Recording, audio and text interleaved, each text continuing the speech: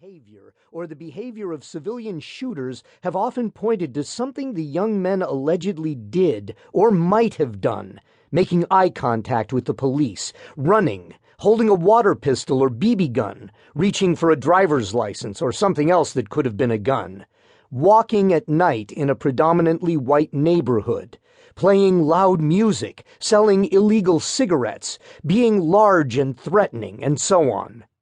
But the victims at Mother Emanuel were mostly older people in their own church having a prayer meeting.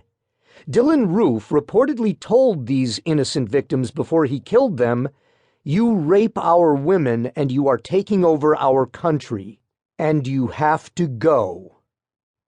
The Confederate battle flag emblazoned all over the murderer's website received a lot of attention in the days following the massacre.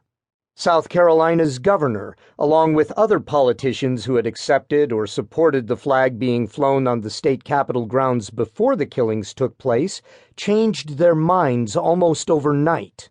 The Confederate flag had been raised above the South Carolina State House in 1962 in direct defiance of racial integration and the civil rights movement, and has been used as an emblem of white hate and violence against black people ever since.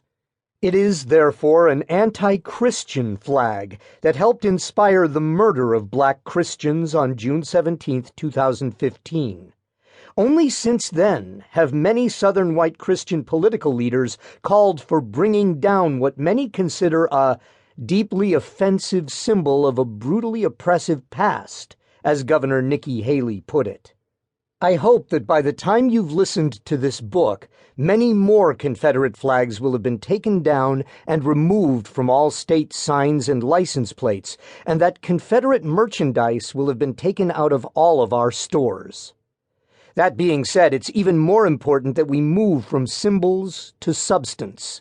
It's time to repent from our original sin of racism by repairing our racialized policing and criminal justice system, by restoring voting rights to all Americans, by striving to undo the profound inequities in our education system, and by ensuring that the same economic opportunities are available to people of all races.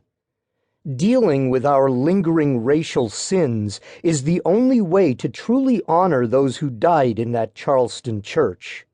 These victims exemplified the image and love of God among us and put a lie to white supremacy. President Obama delivered the eulogy at the funeral for State Senator Clementa Pinckney, who was also Mother Emanuel's pastor. He called each of the victims a sign of God's amazing grace. The president then broke into song with "Amazing Grace" in a moment such as we have never seen before, signaling how such grace could take us all to a higher place.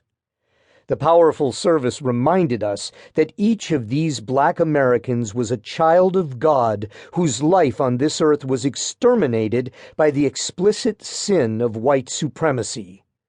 Millions of other people of color, who are also created in the image of God, have their lives regularly interrupted, undermined, and assaulted by the implicit sins of continuing racism.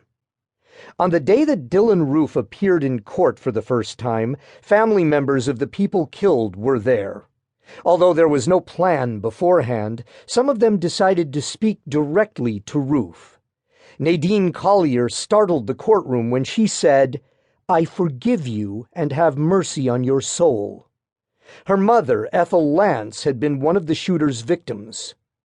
Alana Simmons, whose grandfather had been killed, then stood up and said, "We are here to combat hate-filled actions with love-filled actions, and that is what we want to get out to the world." Despite their anger and pain, others offered forgiveness to the young white supremacist.